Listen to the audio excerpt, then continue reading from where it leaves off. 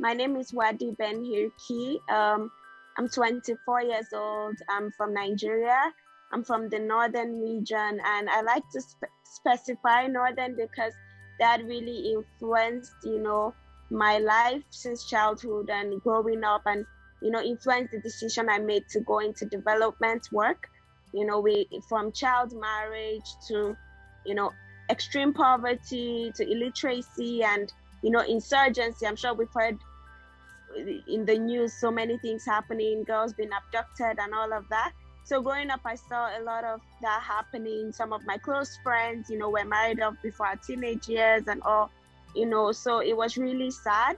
And I grew up, with the mindset that I would like to give back to the society, through advocacy. And at 18, I decided to start an organization when I was 18 years old, the Wadi Ben-Hirki Foundation, which focuses on SDGs 4, 5, and 16, which are quality education, gender equality, and then peace, justice, and strong institutions. So I also like to write. I love to read as well. And I just like traveling to meet new people, learn new cultures, taste new food, and all of that. But in summary, this is really pretty much about me and the fact that I believe that a world where everyone has a fighting chance is possible. So I'm trying to contribute my quota towards, creating that world.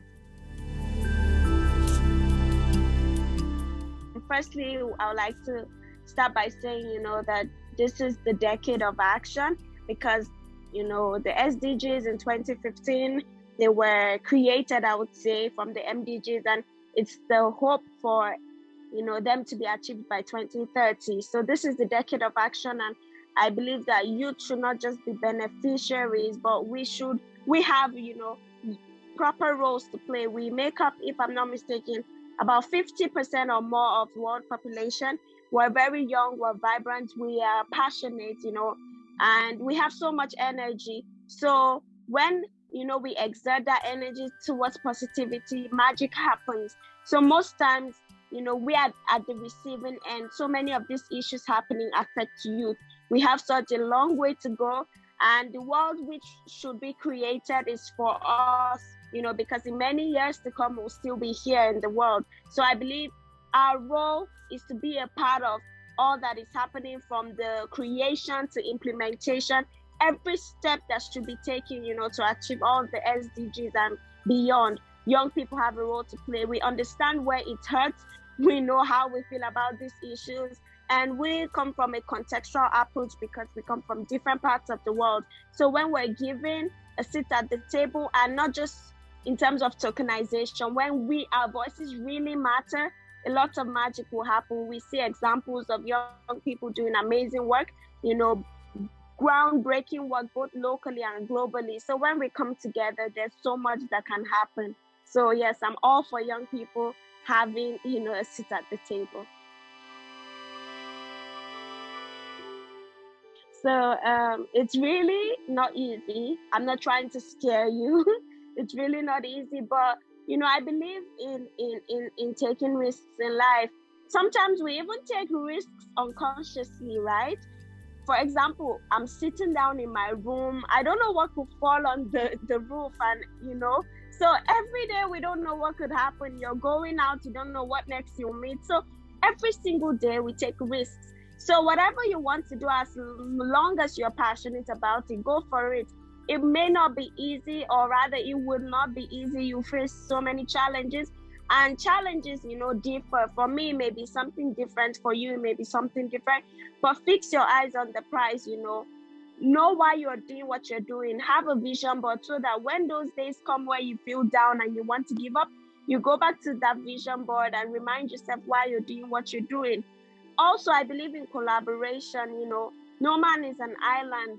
There's this saying, I can't quote verbatim, but it's basically saying if you want to go fast, you go alone. But if you want to go far, you go together.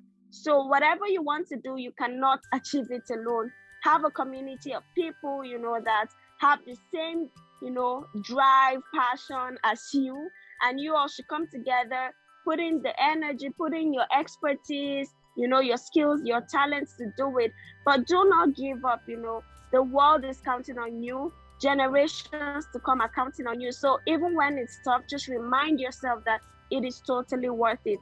So just keep going, and failure is not the end of the world. It's just a pathway to success, really. I've failed many times. I'm still failing today because sometimes I want to do something and it doesn't work that way. Last year was filled with a lot of unprecedented events. No one knew what was coming, and we had to adapt, right, and adjust. So same way with whatever idea you have, there's so many uncertainties, but as long as you're passionate and you believe in yourself, the sky is not your limit, but your starting point. I would like to answer that from a personal point of view, right? Because at the end of the day, everyone has, what they did, and they did it differently, and it probably worked. So for me, I was young, I was naive. All I had was passion. I just wanted to change the world. I did not know how I wanted to. I did not even have the resources. I was in school, my third year, and all of that, right? But then the first steps I took was, having, a vision board. I sat down and I wrote down what exactly I wanted to do, because, you need to really know what the problem is to solve it, and what exactly are you passionate about. Secondly, in goal setting, don't just talk about the future. Talk about short-term goal, mid-term goal, and long-term goal. Because if you look at just 10 years or 20 years from now, it's so ambiguous, it's so big, it's bigger than you, that you may even feel like drowned. You feel like this is too much. So start, from, with baby steps. Next 6 months, next 2 months, next 1 year, what do I want to achieve? When you know what you want to achieve, then you know how you want to achieve it, and how to go about it. Then the stakeholders to bring on board. Who are the people that need to be brought on board to do what it is? What are the media you need to use? Is it print? Is it social media? Community? Who are the gatekeepers you need to be on your side, and all of that stuff. Then in terms of resources, knowing what you want to do will help you to know what resources you need. The amount. Is it, human resources? Is it finances?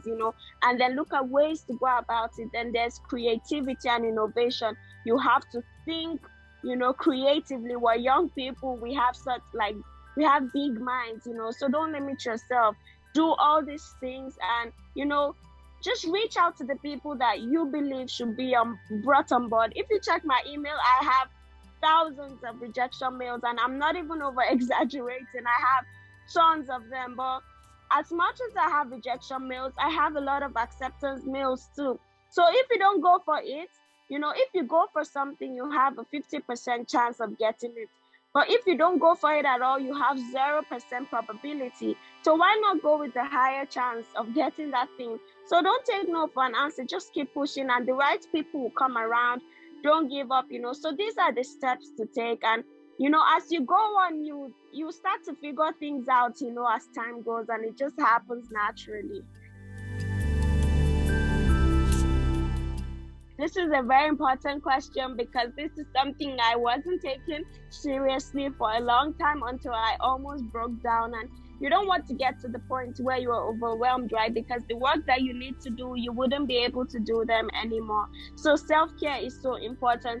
I had a call earlier this morning, and I was really telling them that, there's no prize or award for who suffers the most or who works the hardest, right? If you break down, life will go on. So you need to take care of yourself. So the first thing I do is journaling. I like to write, like I earlier stated. So I just write different things, I just journal how my day went, the plans I have for the next day, and all of that.